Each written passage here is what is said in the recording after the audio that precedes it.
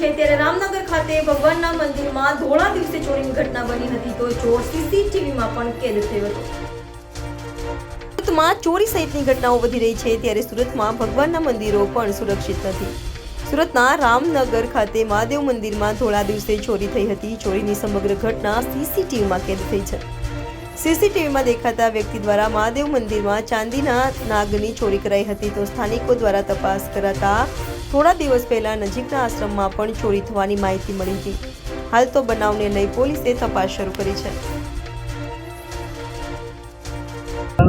મારું નામ સુરેશ કુમાર ભગવાનદાસ માધવાણી, રહેવાસી રામનગર। આપણે રામનગરમાં આવેલું નીલકંઠ મહાદેવ મંદિર એસએમસી ગ્રાઉન્ડની સામે આપણે બધા દર્શન કરવા ગયા તો જોયું નાગદેવ મહારાજ નહીં હતા, શંકર ભગવાનની મંદિરની ઉપર લુંગની ઉપર। તો અમે લોકોએ આ વિડીયો અમે ગ્રુપમાં ફેર્યું અને અમારું રામનગર ગ્રુપ છે એમાં ફેર્યું તો એક મેસેજ આવ્યું કે ટેવરામ આશ્રમમાંથી 4 દિવસ પહેલા કોઈ આજ ભાઈ ચોરી કરી ગયો છે છત્ર।